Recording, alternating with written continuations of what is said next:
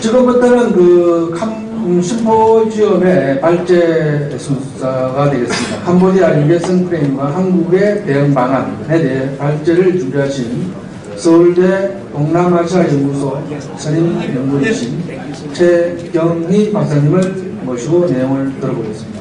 큰 박수 부탁드리겠습니다.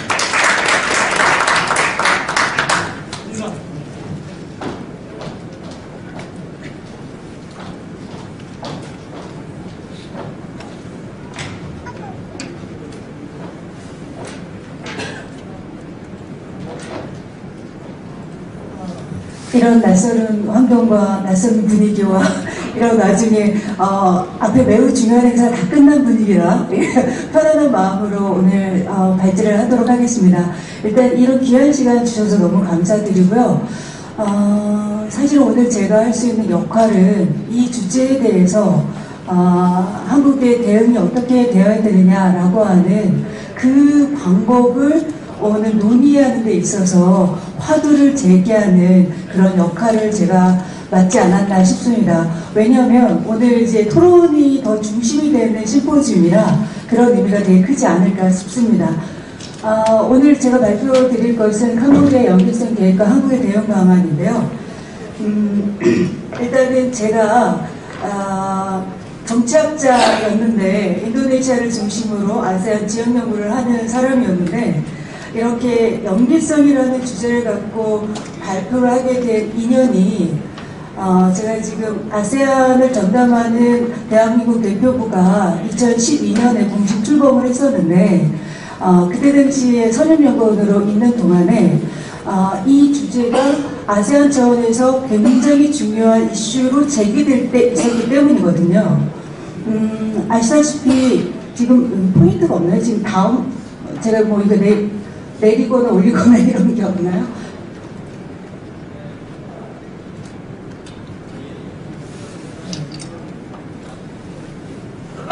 네. 이제 지금 제가 다음 페이지를 넘겨야 되는데. 네. 거기 의자 좀 안. 네. 제가 이제 핵심 내용으로 오늘 아세안 연계성이란 무엇인가, 그 속에서 캄보디아 연계성이란 무엇인가, 제가 이 캄보디아 연계성에 관련된 얘기는 지금 한 아세안 센터에서 진행하는 아세안 연계성 포럼이 있거든요. 그래서 제가 이 얘기를 드리려고 하는 건 제가 있었던 그 당시에 아세안이 커뮤니티를 출범하는 과정 중에 있었던 때거든요. 2012년, 2013년. 그래서 아세안 커뮤니티는 2015년에 공식적으로 출범을 했잖아요. 예, 그렇기 때문에 아세안은 지금 현재 향후 2025년까지는 4가지의 주요 키워드로 움직일 것을 자기적으로 표명을 했다는 거죠. 아세안 커뮤니티의 완벽한 발전, 그것은 2015년 공식 출범을 두고 있지만 좀 더 가시화된 아세안 커뮤니티는 2025년에 2단계 플랜으로 제시되고 있습니다. 그래서 커뮤니티의 C, 그 다음에 중요한 건 아세안이 하나의 공동체, 즉 10개의 국가가 단일한 조직으로 움직이기 위해서는 그것을 움직이게 하는 법적 효력, 이게 바로 아세안 차터이거든요. 그것의 C. 그 다음에 아세안은 10개국이 단일한 경제적 이익, 외교 관계라는 것을 대외 관계에서 주장을 하기 위해서 자기 10개국을 하나로 묶는 센트럴티, 이 C가 굉장히 중요하다는 거죠. 커뮤니티, 차터, 그 다음에 센트럴티. 그 다음에 핵심 키워드로 제시하는 게 바로 커넥티버티거든요. 그러니까는 지금 다음 장을 넘겨주시겠어요? 아세안 공동체 2025 비전 속에서 아세안 커넥티버티는 굉장히 중요한 위상을 차지하고 있다는 거죠. 2015 비전이 제시될, 2025 비전에는 당연히 아세안 공동체는 3가지 축으로 있다는 것은 너무나도 잘 아실 거예요. 아세안 공동체 밑에는 아세안 정치안보 공동체, 그 다음에 아세안 경제 공동체, 아세안 사회문화 공동체, 이 3축으로 움직이고 있는데 사실은 우리는 이것을 유기적으로 이해를 해야 되나 전 세계적으로 주목하는 것은 아세안 경제 공동체죠. 네. 하지만 아세안은 궁극적인 목적은 뭐냐면 아세안 6억 명, 지금 우리가 향후에 한 7억 명 정도에 대한 시장 규모라고 하는데 모든 아세안 시민들이 어느 정도 삶의 질이 보장되어지는 아주 완벽한 공동체를 꿈꾸고 있다는 거죠. 그 와중에 정치안보 공동체는 아세안을 움직였었던 핵심적인 동력이거든요. 1967년 아세안이 만들어질 그 당시에 정신이 바로 이 지역에 평화로운 지역 질서를 만들어내자라고 하는 문제의식부터 시작됐거든요. 왜 이것이 중요하냐면 전쟁이 있고 갈등이 심한 곳에는 경제적 번영이 올 수가 없다는 우리 그 경험을 안다는 거죠. 그래서 정치 안보라고 하는 것 자체가 아세안에서 매우 중요하다는 거죠. 회원 국가끼리는 어떠한 전쟁도 무력적인 도발도 할 수 없다라는 내부 규정들 꾸준히 협약을 맺어왔고 그것을 실현하려 했다는 얘기죠. 그 와중에 아세안 경제 공동체는 아시다시피 이렇게 아세안이 단일하게 움직이게 됐던 것들은 아세안 태국을 중심으로 한 외환위기, IMF 외환위기죠. 태국발 경제위기라는 것들을 극복하는 과정에서 아세안들이 결합하기 시작이 됐다는 거죠. 그래서 아세안 경제 공동체가 하나의 중심축으로 되고 그 다음에 아세안 사회문화 공동체가 되는데 이 세 축이 유기적으로 연계되기 위한 핵심적인 과정에서는 번영이 굉장히 중요하다는 거죠. 경제적 번영. 네. 이 경제적 번영을 가능하게 하기 위해서는 아세안 10개 국가들이 아세안 경제공동체는 어떤 부분을 갖고 있냐면 단일한 시장, 그 다음에 단일한 소비, 단일한 생산기조와 단일한 소비시장 이 10개국이 하나의 시장으로 움직이를 원한다는 얘기예요. 근데 아시다시피 10개국이 굉장히 잘 사는 싱가포르, 말레이시아, 브루나이가 있는가 하면 우리의 굉장히 핵심적인 대상이 오늘 캄보디아 같은 국가였다는 거. 소위 말하는 CLMV 국가들, 캄보디아, 라오스, 미얀마, 베트남. 그때 당시에는 저성장 국가들이었죠. 이 초기에 어느 정도 잘 사는 선진국가, 저소득 국가들 간에 이게 뭐냐면 경제 개발의 갭. 이 디벨로먼트 갭이라고 하는 이것들의 격차를 어떻게 해소시킬 것이냐가 이 아세안 경제 공동체의 관건이었다는 거죠. 예, 그런 면에서 이 커뮤니티버트는 아세안 커뮤니티를 발전시키는 데 핵심적인 장치로 작용을 하고 있고 거기 안에서 핵심적으로 아세안 경제 공동체를 보강시켜주는 역할을 2009년에 아세안 서밋이 발상을 했고요. 그리고 2010년에 마스터 플랜 아세안 커넥티버트를 2010년 첫 번째 단계에서 제출한다는 거죠.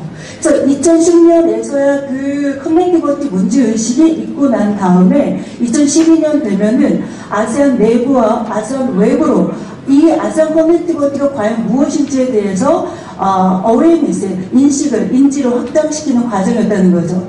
제가 2013년에 이 커넥티버트의 플랜을 알고 한아세안 센터에 바로 소개시켜 드리면서 이것이 대한국의 외교에 있어서 매우 중요하겠다라고 얘기를 했고 한아세안 센터는 2013년부터 2013년, 2014년, 15, 16년까지 4차 연계성 포럼을 진행해 왔습니다. 근데 이제 한아세안 센터의 고민은 무엇이냐면 지난 4년간 연계성의 플랜이 도대체 뭐냐라는 것을 알려줬지만 이것을 실현하는 데 있어서 너무 많은 조건, 행위자, 조직 이런 것들이 필요하다는 필요한 상황에 이르렀다는 거죠. 그러면서 한아세안 센터는 기존에 이 정경련과 이 일을 했었는데 정경련이 여러 기업들의 플랫폼의 역할을 하지만 실제로 그런 실효적 성과를 갖고 있는 데는 조직의 한계가 있고 또한 지금 정경련이 향후 어떻게 될지 모르는 상황에서 한아세안 센터의 고민은 이것을 어떻게 하면 조금 더 실효적으로 할 수 있을까라는 차원에서 산업자원부와 이번에 한다고 합니다. 근데 제가 생각하기에는 산업자원부도 매우 중요한 파트너이긴 하지만은 지금 이 아세안 연계성이라고 얘기하는 것 자체가 여기 발표하신 분들도 많이 발제하신 분들 많이 있겠지만 사실 ODA를 중심으로 한 국제개발 협력을 포함하지만 그 이상의 무엇이 있는 것이라는 거예요. 왜냐하면 연계성이. 왜냐하면 이 연계성에 들어가는 많은 플랜들을 실현시키기 위해서는 민간 자본들을 끌어들여 와야 되기 때문에 조금 더 ODA를 중심한 개발협력이라는 부분도 있지만 다국적 개발은행이라든가 국내 민간 기업의 돈들을 그리고 민간 기업들 이 플랜 안으로 어떻게 인발부시킬 것인가라고 하는 것들인 것. 그래서 아세안 전체 엄브렐라와 그 다음에 지금 발표를 쭉 하겠지만은 이 내셔널 차원의, 캄보디아 차원의, 인도네시아 차원의 다 내셔널 차원의 커넥티비티 플랜들이 다 다르다는 거죠. 그래서 대한민국의 입장에 봤을 때는 아세안 전체에 대한 대응하고 그 안에서 개별 국가의 대응들을 유기적으로 시키면서도 또 중요한 거는 ODA를 중심으로 한 국제개발협력을 넘어서 민간 차원의 것들을 인발을 시킬 수 있는 이 거버넌스 기능이 굉장히 필요하지 않은가라는 생각을 하게 됐어요. 그래서 그것을 어떻게 실현할 것이냐라는 것이 하나전 센터의 고민이고, 사실 제가 이제 박성훈 회장님한테 이 얘기를 처음 들었을 때 제가 흔쾌히 예스라고 얘기한 거는 캄보디아라는 사례를 갖고 과연 그것을 구체적으로 실현시킬 수 있는 어프로치나 그쪽으로 실현시킬 수 있는 담론이 최초로 여기서 형성되면 좋지 않을까라는 차원인 거죠.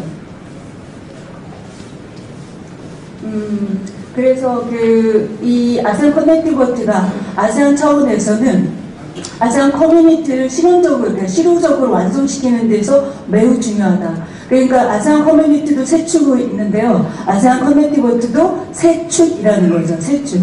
그래서 이제 연계성이라는 개념 안에는 우리 머릿속에는 이제 SOC 같은 사회 간접 또는 이제 우리가 그 사회 인프라라고 하는 항만 도로, 그 다음에 철도, 항구 이런 것뿐만 아니라 그래서 피지컬 커넥티비티, 물리적 연계성뿐만 있는 것이 아니라요.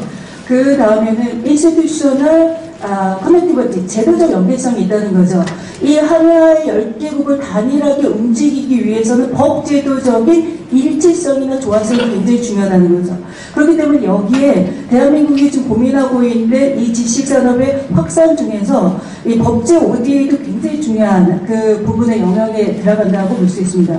그 다음에 마지막으로는 people to people connectivity, 즉 인적 자원을 발전시킬 수 있는 거기 때문에 거기에는 교육, 그 다음에 관광, 그 다음에 문화교류 이런 것까지 다 포함되고 있는 것이기 때문에 이 커넥티비티의 플랜이 사실 아세안 커뮤니티의 완성을 이끌어가는 굉장히 중요한 동력이다라는 거죠.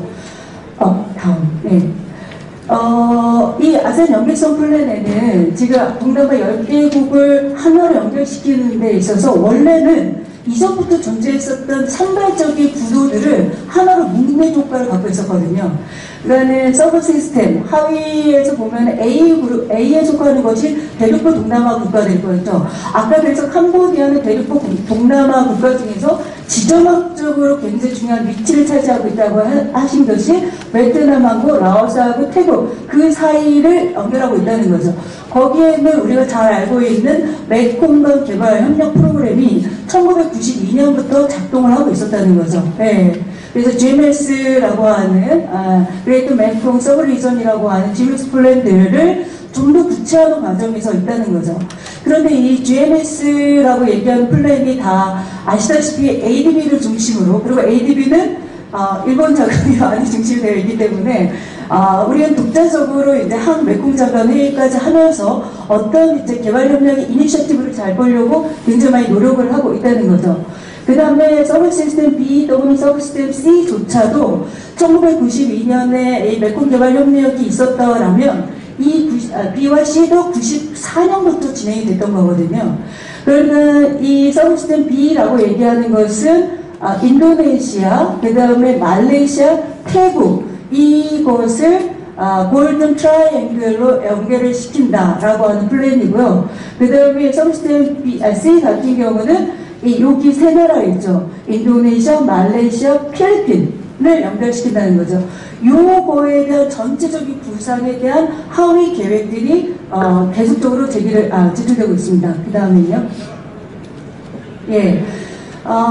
이거는 아까 이제 NPAC라고 하는 마스터 플랜 아세안 커넥티비티가, 그러니까 지금 아세안은 전반적으로 뭐냐면 1단계는 끝났고요. 2단계로 지금 진입되어 있다는 거예요. 2단계는 2025의 비전을 갖고 2015년을 아세안 커뮤니티를 출범을 시작해서 2016년부터 2단계를 가고 있다는 거죠. 그래서 MPAC도 2025 비전을 다시 제기를 했어요.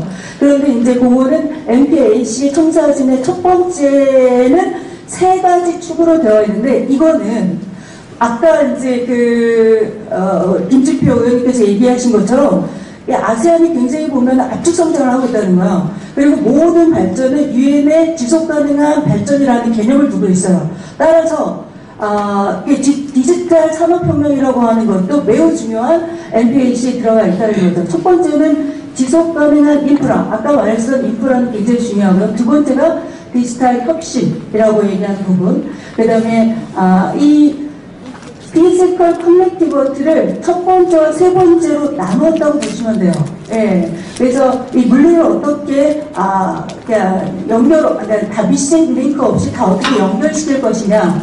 그 다음에 가장 이 효과성을 높일 수 있는 제도. 여기 굉장히 중요한 토론 문칙이 뭐냐면 신용보증 제도가 지금 동남아한테 필요하다. 이런 식으로 지금 개발연맹에 필요한 가장 중요한 법제도가 있으면 그것을 우리가 제안을 해서 그것을 그 안에서 제도화 된다고 하는 것이라고 하면 대한민국의 한중의 경제관계에서 어느 정도 이니셔티브를 줄 수 있는 부분이라는 거죠.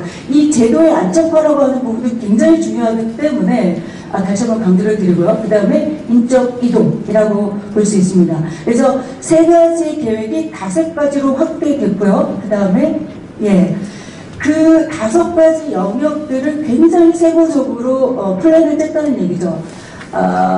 그래서 이제 지속가능한 인프라에 뒤에서 나오겠지만은 이게 아세안이 이 커넥티비티를 실현하는 데 있어서는 굉장히 중요한 건 돈이잖아요. 돈.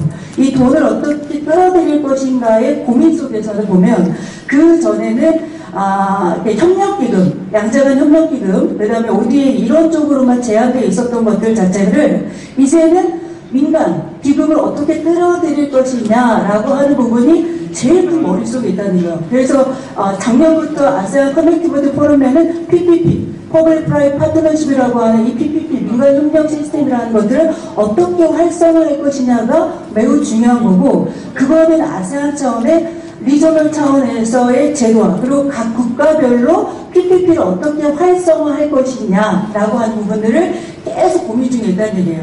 근데 왜 이것이 중요하냐면 아까 플랜을 어떻게 구체적으로 사업화하기 위해서는 프로젝트화하는 과정이 필요하고, 이 프로젝트화라고 얘기하는 것은 에이전시를 누가 하느냐, 퍼머레이징을 어떻게 하느냐라고 하는 부분이죠. 그래서 하나전센터는 어떻게든 우리나라 기업을 이것을 끌어들이기 위해서는 아세안 측에서 이렇게 이 플랜을 이 프로젝트화 하는데, 즉 그거를 이제 파이프라인이라고 표현하더라고요. 이것을 만들어내는데 기다려보자라고 얘기를 하더라고요. 근데 저는 조금 다른 생각이 뭐냐면 기다리면 늦다. 예. 사실은 그게 ADB나 ARIB를 갖고 있는 중국이나 일본의 입장에서, 또는 일본은 이미 아세안에 아주 긴밀한 지식 컨텐츠를 제공하고 있는 에리아라는 연구소가 있기 때문에 이미 이것들이 일단 에이전시만 있으면 프로젝트하기가 되게 쉬운 구조이거든요. 그런데 대한민국은 일단은 그런 모든 절차에 있어서 일관된 창구가 없다는 생각이 듭니다. 그래서 지금 외교부에서 굉장히 중요한 역할을 하고 있는데, 외교부를 넘어선 다른 차원의 거버넌스나 플랫폼 기능이 필요하다는 게 저의 생각이라는 거죠. 예. 그래서 인프라 구축을 하는 데 있어서도 베스트 프랙티스가 뭐냐? 대한민국이 1960년대부터 지금까지 성공하는데 인프라, IOC는 엄청나게 중요한 축을 갖고 있는데 그 모든 경험, 그 모든 노하우, 이 베스트 프랙티스를 동남아에게 확산을 시켜야 된다라고 얘기하는 거죠. 그래서 요 전략적 계획이 있고 그거에 대한 주도적 조치들을 지금 MPAC에는 다 나와 있다는 거죠. 그래서 아세안 인프라 프로젝트의 우선성을 세우고, 그래서 이제 리스트업을 만들어내고, 그 다음에 이것을 가능하고 아세안 차원의 플랫폼을 만든다는 거죠. 이 아세안 차원의 플랫폼은 아세안의 지역적 차원하고 개별 국가적 차원과의 연계를 갖고 있다는 얘기예요. 그래서 저는 이 아세안의 연계성의 플랫폼에 대응하는 한국의 플랫폼이나 한국의 거버넌스가 있어야만, 아시다시피 이거는요 1, 2년간에 될 문제가 아니거든요. 지금 빨리 정보를 취합하고 뭘 진행하더라도 거의 3, 4, 5, 6년은 계속적인 진행들이 필요하다는 거죠. 그래서 일관성, 그다음 비전 이런 것들이 굉장히 중요하다고 생각합니다. 자, 아세안 플랫폼 거기에 맞는 한국 측면이 필요하다. 그다음 굉장히 중요한 거는 인프라를 구축하는 거의 궁극적인 목적은 동남아 차원에서 보면은 지금은 모든 동남아들이 수도를 중심으로 발전이 되어 있죠. 예. 그런데 이거는 수도가 아닌 다른 도시들을 만들겠다라고 얘기하는 거거든요. 예. 그래서 이 도시화의, 지속가능한 도시화 전략이라는 것과 매우 연관이 갖고 있습니다. 근데 이 지속가능한 도시화 전략이 왜 우리한테 되게 중요하냐면요. 제가 작년에 하남 선생님도 이걸 발표했는데 한국에 이미 동남아의 제조업은 많이 진출되어 있는데요. 소비재와 관련된 진출을 해야 되거든요. 그러니까 대한민국의 소비자와 관련 아세안 진출이라고 하는 부분에 대해서 많이 막혀 있어요. 물론 아모레퍼시픽이나 라네즈 거기 들어가죠. BBQ나 이렇게 이제 들어가고 있지만 더 많은 것들이 들어가기 위해서는 소비의 전략이 필요하다는 거예요. 소비의 전략이 필요하면 공간에 대한 이해 파악이 굉장히 중요하거든요. 그래서 사실은 이 인프라스트럭처라고 하는 플랜 자체가 향후에는 이 도시 전략이 될 수 있고 이 도시 전략은 사실 소비재 진출과 굉장히 긴밀한 연관을 갖고 있음을 제가 이제 추론을 하면서 이제 대한민국의 제조, 그 다음에 소비재, 그 다음 인프라 이런 것은 대동남아는 굉장히 유기적일 수밖에 없다라는 생각이 저는 들고 그런 것에서 한국 정부는 더 많이 빨리 준비해야 되지 않느냐. 그 다음에 디지털 혁신 중에 지금 최근에요. 이거는 이제 중소기업 정책을 강화하겠다라고 아세안이 AEC, 아세안 경제공동체 출범의 1단에서부터 뭐라고 했냐면 이게 균형 발전이라는 거에서 중소기업 강화 정책에 대한 얘기를 했는데 2단계를 가면서 굉장히 재미있는 하나의 개념을 넣어요. 마이크로 엔터프레니어, 즉 1인 기업에 대한 강화. 그러니까 우리가 생각하면 중소기업은 스몰이나 미디움 사이즈가 얘기를 하는데 이제 동남아는 마이크로 차원의 1인 기업 차원의 육성, 그래서 스타트업이 굉장히 활성화되고 있고 이것이 디지털 산업, 이커머스하고 굉장히 연관되어 있음을 계속 얘기하고 있다는 얘기죠. 그래서 한국에도 한국의 중소기업 협회가 엄청나게 이걸 노력을 하고 있어요. 한국에서의 중소기업의 동남아 진출과 관련돼서. 그리고 한 3월 초에 보니까요, 이제는 양자 관계로서 중소기업 진출과 관련된 모임이 계속적으로 진행되고 있습니다. 한국과 인도네시아 중소기업 포럼이 발족이 됐고요. 그런데 이 중소기업 진출이라고 얘기하는 것 자체가 사실은 대기업의 진출과는 많은 어려움들이 있다는 거죠. 그래서 이런 것들이 좀 확산이 되어지는 과정에서 중소기업 진출에 이 시장이 정말 개발될 수 있을 거라 보고요. 그 다음에 이 아세안 회원국의 오픈 데이터. 지금 제가 여기에 2년이 된 것도 이 이상준 로딕스 회장님이신데, 이상준 로딕스 회장님이 지금 캄보디아의 전자정보 수출과 관련된 걸 했고, 지금 구체적으로 진행 단계에 있다고 생각이 듭니다.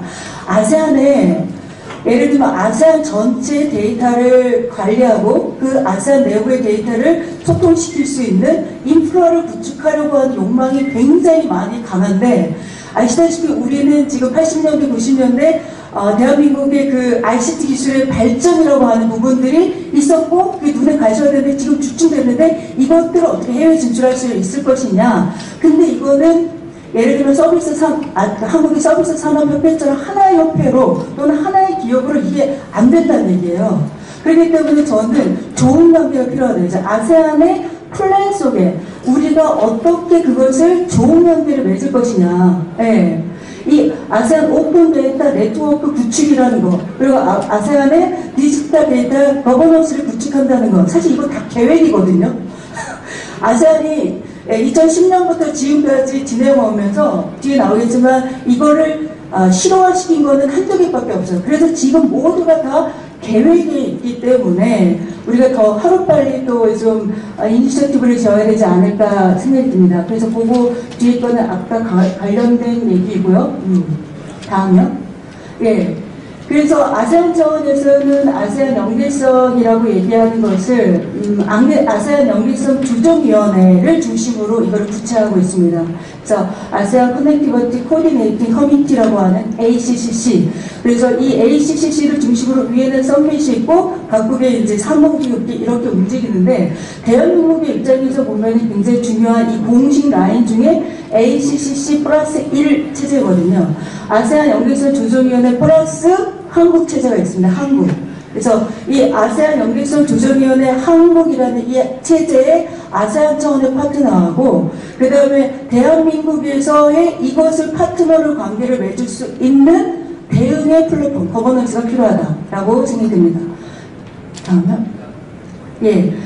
그래서 아까 RPAC 1단계, 피지컬, 인스티튜셔널, 피플 투 피플 이 세 가지 중에 다 진행되고 있는데 그 중에서는 매우 중요한 게 1단계의 물리적 연계성이라고 하는 것들이 스트래티지가 7가지가 있었다는 거예요. 이 스트래티지 안에 지금 눈에 가시화돼서 보여졌다고 얘기하는 것은 전략 1과 전략 2라고 얘기하는 거죠. 그러니까는 아세안 하이웨이 네트워크라고 얘기하는 것도 바로 사실 95년에 아세안 교통장관들이 모여서 플랜을 되었던 걸 더 구체화하는 거거든요. 그래서 아세안 하이웨이라고 얘기하는 그 관계 속에서 캄보디아 하이웨이의 플랜이 존재한다라는 거죠.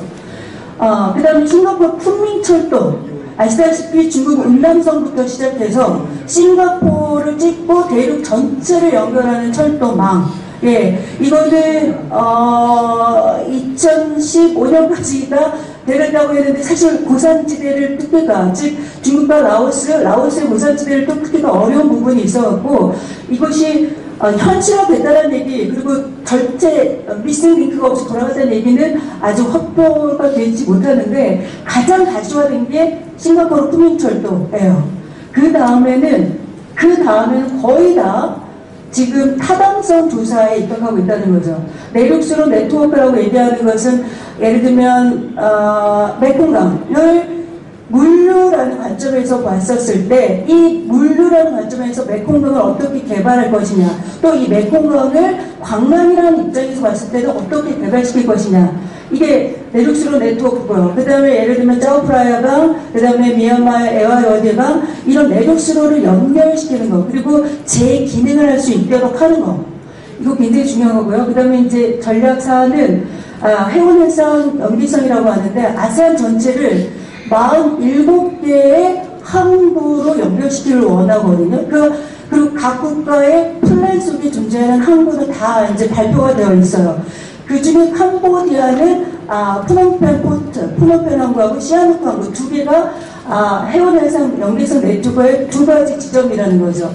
거기에 물건이 내려가고 그 물건이 내려가서 내륙으로 연결되어지고 거기 안에 엄청난 물류 시스템을 가져야 되고 이런 것들 자체가 있고요. 그 다음에 로로 네트워크는 해로하고 육로를 연결시키는 시스템들을 만들어내는 계획.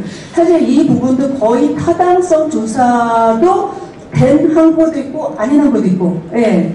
그 다음에 다기능 교통 시스템은 바로 아까 항로, 그 다음에 육로, 그 다음에 바다 이런 것들을 연결시키는 시스템들을 얘기를 하는데 이 모든 것들은 대한민국의 강점인 ICT와 연결될 수 있다는 거죠. 근데 내가 눈이 반복되지만 이거는 ICT와 연결되어 있다고 하지만 실제로 어떤 기업이 어떠한 구간에 어떠한 부분에 들어갈 수 있는지 대한민국의 기업들은 숙지 못책이라는 거죠. 예, 그 다음에 이제 아세안 브로드밴드라고 하는 이 아세안 광대 회로도 그렇고 에너지 인프라고 얘기하는 것은 가스 파이프라인, 그 다음에 에너지 재생에너지라고 얘기하는 많은 에너지 같은 경우들을 하나의 라인으로 구축하고 싶은 게 이게 에너지 인프라의 전략이라는 거죠. 예, 좋으시나요? 오늘 일조과학서 그래서요, AEC 속의 캄보디아라고 얘기하는 거, 아시다시피 캄보디아가 우리에게는 매우 중요한 그 경제 파트너인데, 캄보디아가 AEC의 덕을 엄청나게 보는 거죠. 아시다시피 캄보디아는 오랫동안 내전에 있었고요. 외부의 즉 유엔에 의해서 저기 93년에서야 이 내전이 종결되어지고 선거 이후에 안착이 되는 거죠. 93년에 그렇게 됐는데 캄보디아가 99년에 아세안에 합류를 하게 되거든요. 그리고 99년이라고 얘기를 하면 아까도 이제 얘기를 놓쳤는데 2003년도에 돼서야 아세안 커뮤니티에 대한 비전이 처음 제기되거든요. 그러니까는 아세안의 비전은 캄보디아에게 있어서 매우 중요한 동력이었어요. 그래서 이 AEC 효과라고 얘기하는 것은 캄보디아 자체에서 굉장히 중요하다는 거죠. 예. 전체적으로 보면 아세안은 말레이시아, 싱가포르를 중심으로 한 하이인컴, 고소득, 그리고 고부가치의 금융기술의 중심지가 있고, 그 다음에 지금은 베트남은 이제 CLMV로부터 벗어난 거죠.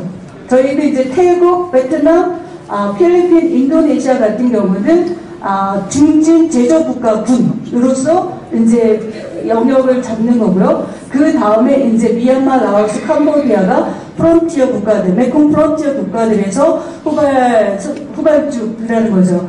그러니까 그런 면에서는 여전히 캄보디아는 전체의 아세안 차원에서 좀 가난한 나라, 아직은 그렇게 역할을 하고 있는 거죠. 하지만 우리에게 있어서 시장성이 있는 미얀마, 이미 베트남에 많이 진출되어 있고요. 캄보디아의 진출은 이 전 시장에 대한 교두보증 역할로 매우 중요하다는 거죠. 네, 다음이요.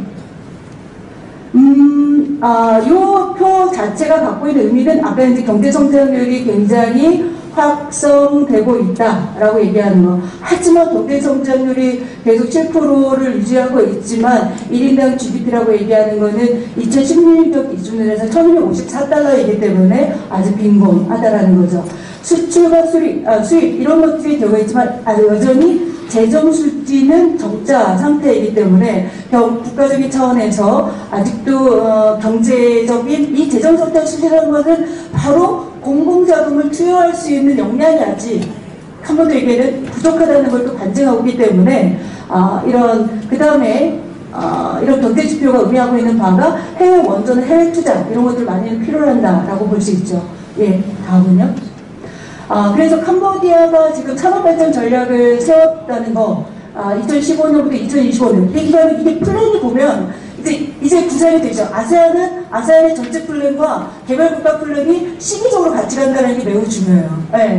그래서 15년에서 25년에, 이걸 한 번씩 발표하는데, 이 CDC, 즉, 캄보디아 개발위원회, Council for Development of Cambodia, 이 캄보디아는 개발위원회라고 하는 이것을 중심으로 사실은 이 발전 전략을 주도하고 있다는 거를 하고요. 크게는 외국인 투자 활성화도, 아까 이제 대사님께서도 땅을 제외하고 내국인과 외국인과의 투자에 대한 기회, 이런 것들이 다 동일하게 주어진다는 거예요. 토지를 제외하고. 이게 굉장히 이제 오픈되어 있는 시장이라는 거죠. 자, 그 다음에 이제 중소기업 육성정책, 이런 거 아까부터 계속 강조하고 있는 이제 아세안, 그리고 캄보디아의 정신이고요. 그 다음에 여러 가지 제도도 거기에 맞춰서 갑니다. 이게 이제 캄보디아 차원에서 입장이 왔을 때도 지속가능한 경제발전에 굉장히 중요한 거는 이제 인프라잖아요, 인프라. 그래서 안정적인 인프라 구축을 위해서 하는데, 이제 세계경제포럼 같은 경우에서 아세안의 이제 캄보디아의 경쟁력 지수라고 얘기하면 전 세계 149위 정도, 국가 중에서 한 120. 이런 정도로 굉장히 경쟁력 지수가 낮고, 거기에 물류의 경쟁 지수는 더 훨씬 낮다라는 거죠. 그렇기 때문에 이 안정적인 인프라 구축이라는 것 자체가 아세안, 캄보디아 입장에서 너무 중요하다는 거죠. 특별경제구역 신설, 기존 특구 내에서 생산 수출 인프라 신설, 이런 거. 이 캄보디아의 그런 인프라는 양의, 이 모든 컨트리하고의 연결해서 매우 중요한 효과를 갖고 있다라고 얘기를 하고 있습니다. 다음이요. 저에게 주어진 시간이 얼마나 되나요? 지금 여기 사회자가 없는, 네. 지금 저 몇 시까지 해야 돼요?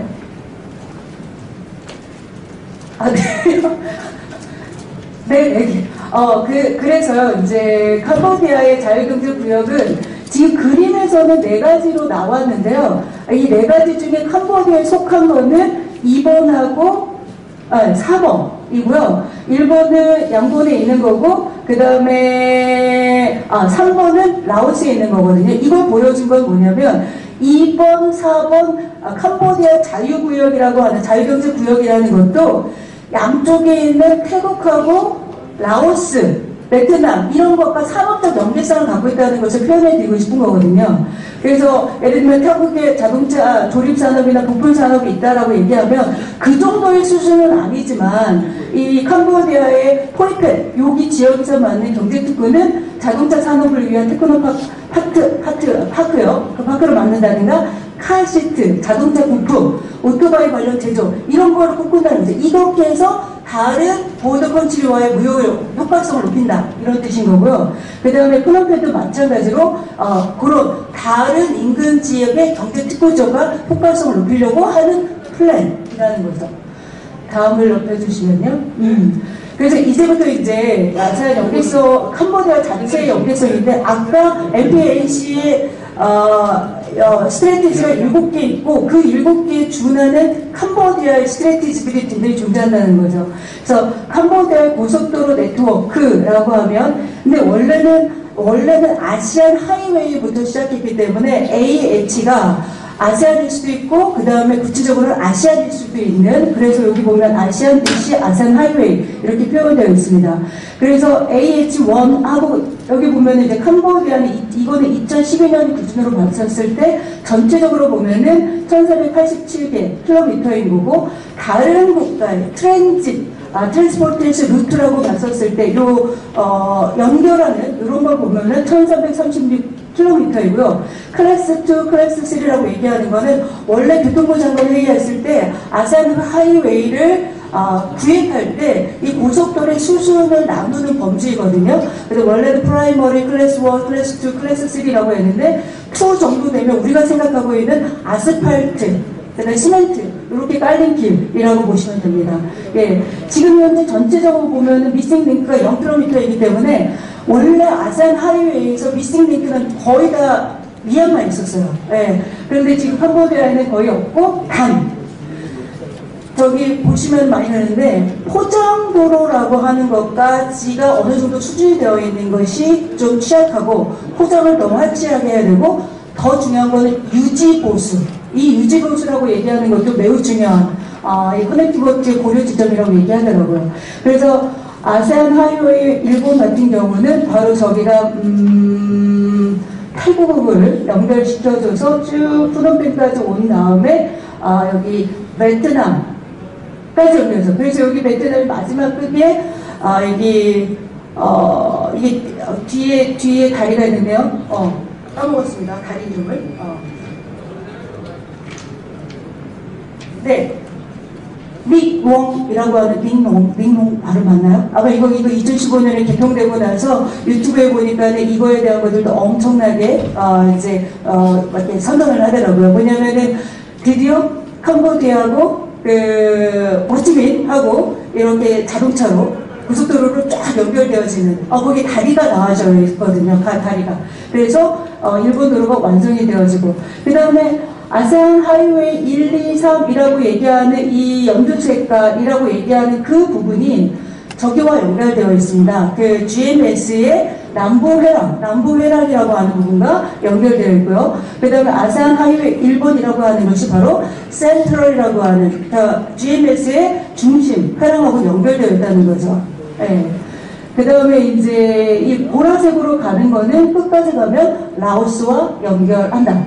그 다음이요. 아까 같듯이 요거는 아세안 고속도로 네트워크의 하위 범주로서 진행이 된다. 그 다음이요. 네. 그래서 보면 이 자료들은 각각이 어떻게 진행되어져 있는 상황들을 계속 설명이 그러니까 이거는 캄보디아의 Ministry of Public Works and Transportation이라고 하는 데서 제시되어진 자료이거든요. 그래서 자기의 플랜 중에서 어떻게 진행되고 있는지에 대한 것들도 계속 제출하고 있습니다. 예. 그 다음에요. 그럼 여기서 고속도로에 대한 상태도 좋은 것들에 대해서 홍보도 하고요. 그 다음에요. 여기서 보니까는 진행 중인 프로젝트에서 제가 한국 사례만 얘기를 했는데, 이제 아까 말했던 그 부서에서는, 이 중국하고 일본이 어떤 기금으로 해갖서는 내셔널 하이웨이가 진행되는지까지를 계속 보고를 하고 있습니다. 그래서 지금 요거에 대한 보고는 우리 EDCF의 기금을 통해서 든 부분이라고 보시면 돼서 내셔널 로드 넘버 21 프로젝트를 지금 60.6kg에 진행 중인 프로젝트이고 앞으로 진행 중인 프로젝트는 EDCF 기금으로 이런 것들이 있다라고 얘기를 하고 있습니다. 그리고 자료를 보니까 EDCF의 2015년, 2014년 애니얼 리포트를 보니까 그 전체 기금 중에 베트남이 거의 20%를 차지하고 있고요. 캄보디아는 5.5% 내로 계속 그 캄보디아를 지원을 하고 있습니다. 그래서 우리나라 차원에서 EDCF에 필요한 아세안의 국가들을 진행을 하고 있는데, 알다시피 이 얘기 포인트는 이거죠. EDCF 기금으로는 이제 부족하다. 네, 새로운 펀드의 창출을 필요할 때이다. 그 다음이요. 예. 그래서 이게 고속철도와 관련된 이 부분이 바로 이제 아까는 내셔널 하이웨이는 실제로 진행 중이라고 보시면 돼요. 그런데 이제 캄보디아 연계성에는 이거부터는 거의 계획이에요. 그리고 거기에 대한 타당성 조사부터 시작된 필요한 것들이 있다는 거죠. 그래서 이제 이 프놈펜을 중심으로 도시 외곽을 연결시키고 이런 부분에서 이제 하이웨이가 아니라 익스프레스 네트워크를 만드는 거죠. 되게 이제 아시다시피 크메르 제국도 그렇고 스리비자 왕국도 그렇고 동남아의 주요 국가들의 이 네트워크는 만다라 동심원이잖아요. 중심을 두고 딱 네트워크가 되어진 거. 보니까는 이 캄보디아 커넥티버티도 다 그런 방향이더라고요. 이것도 2020년, 30년, 40년까지 요거에 대한 플랜들을 갖고 있다라는 거죠. 그런데 여기서 아까도 눈에 얘기했지만 이거에 대한 타당성 조사를 이니셔티부터 잡아야 된다는 거죠. 예, 이걸 타당성 조사를 다른 사람한테 주는 순간 이거가 다른 사람한테 넘어가는, 그러니까 예를 들면 국가들은 중국이냐 뭐 유럽이냐 이런 이제 경쟁 관계가 있다는 거죠. 그 다음에요. 네, 피저빌리티 스테이트 익스프레스 하이웨이 지금 각 구간별로 진행되고 있는, 그러니까 계획 중을 발표하고 있다는 거죠. 그 다음에요. 네, 그 다음에 요거는 이것도 건설 계획이잖아요. 레인 로드라고 해서 아까 그랬듯이 이제 하이웨이가 있고 익스프레스가 있으면은 정말 이 프놈펜은 과밀 그거 있을 때 요거에 순환을 하기 위해서 우리가 지금 외곽 순환도로 이렇게 따듯이 이 프놈펜 순환도로라고 하는 계획도 갖고 있습니다. 이 도시 순환도로 건설 계획, 순환도로 전체 길이 61km, 추정 예산 비용은 7,770만 달러. 50% 차원, 50% 투자 계획. 그러니까 이 부분에 대한 거에 대한 준비, 이런 거가 이제 계속 얘기가 될 예정입니다. 그 다음에 순환도로. 그 다음에 이제 아까 말했던 아세안의 파워 그리드라고 얘기하는 에너지 대책이라고 하는 측면에서 캄보디아도 매우 중요하죠. 캄보디아는 에너지의 자금률이 국내적으로는 50%밖에 안 되고 50% 정도는 다 수입에 의존하고 있거든요. 그렇기 때문에 에너지라고 얘기하는 것은 캄보디아의 경제 발전을 위해서도 너무 중요한 거고요. 지금 현재는 가정에서 쓰여지는 게 한 40% 정도 내외고 산업 현장에 쓰이는 전력 15% 정도 되기 때문에 여전히 산업 현장에서 필요한 에너지가 굉장히 높다라는 거예요. 그래서 이제 캄보디아 자체에서 A, B, C 단계로 얘기하는데 요거는 A와 B는 이제 단계적 발전의 경로를 얘기한다면 C는 동시 병행 발전으로 이해하시면 될 것 같아요. 이 화살표 이해를요. 그러니까는 에너지를 어떻게 만들 것이냐, 생성을 어떻게 할 것이냐라고 얘기하는 거에 플랜. 그래서 이제 화석연료를 줄이는 방법에서 수력, 석탄, 수입전력, 바이오매스 뭐 이런 거 너무나도 잘 알고 있는 재생에너지라고 얘기하는 부분들이 있다는 거. 그래서 말했던 GMS, 아세안 파워그리드 이 플랜 안에서 만들어지는 것을 그 네트워크 속에서 전송을 할 거다라고 얘기하는 거고요. 그 다음에는 이제 캄보디아 같은 경우는 농업 기반인 국가이고 사실은 이 시스템은 굉장히 오래 갈 것 같은데 농업도 그냥 농업이 아니라 지속 가능한 농업이라고 하는 측면에서 농업의 자생성을 높이는 것이 캄보디아 차원에서도 굉장히 중요하죠. 그래서 농촌의 전력을 자력화하는 거. 우리 뭐 태양열 시스템을 농촌 한 가정한테 주는 거. 그 다음에 예를 들면 이런 것들을 연료화하는 거, 이런 것들에 대한 플랜이 있다는 거예요. 플랜은 있는데 기술이 쫓아가지 않고 그 다음에 기금이 쫓아가지 않는다라는 거죠. 사실 제가 이렇게 거시적으로 얘기하지만 사실은 이것을 프로젝트와 얼마나 많은 세밀한 조사가 필요하겠어요.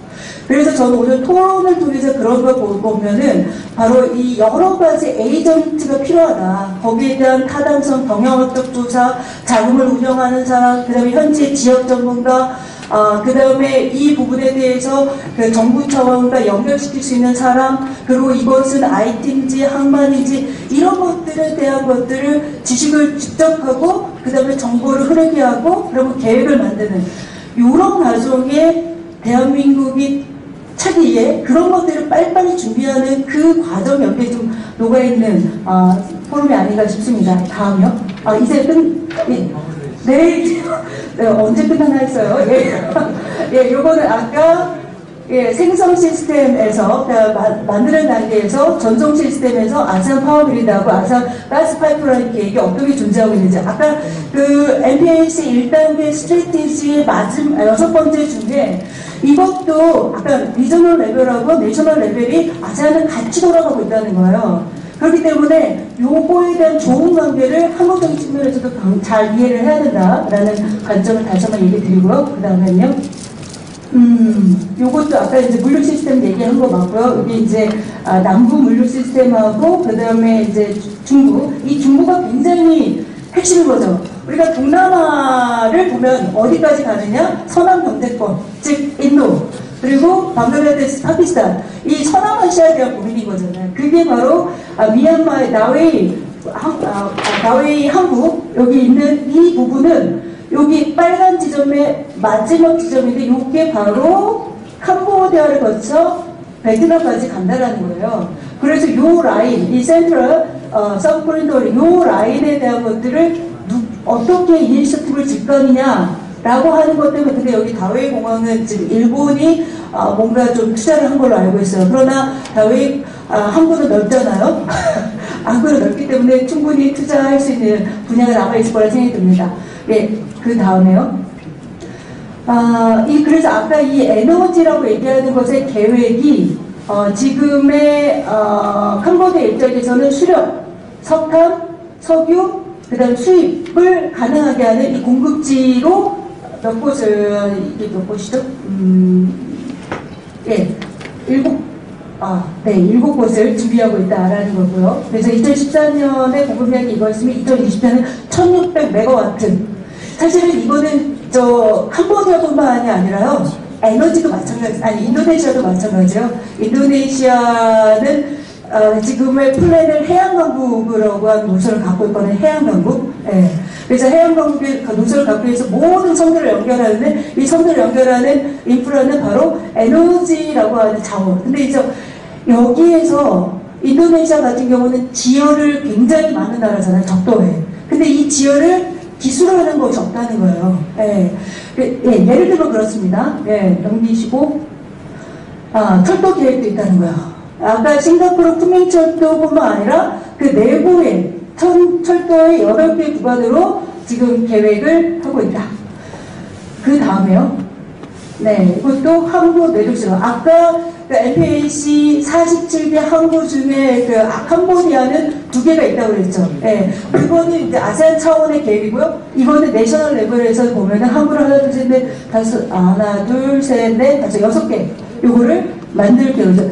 알다시피 항구라고 얘기하는 거에도 인프라뿐만 아니라 거기에 당연히 ICT가 쫓아가는 거죠. 네. 이런 연계적인 사고가 너무너무 필요한 부분이라고 생각이 듭니다. 그 다음에요. 그래서 연계성 실현의 핵심은 아세안 차원에서에 봤었을 때 자기네 플랜을 어떻게 프로젝트화할 것이냐, 이 프로젝트화하는 데 있어서 자금을 어떻게 만들 것이냐. 예, 그래서 저도 이제 한국 정부 차원에서 이것을 대응할 전담핀이 필요하다.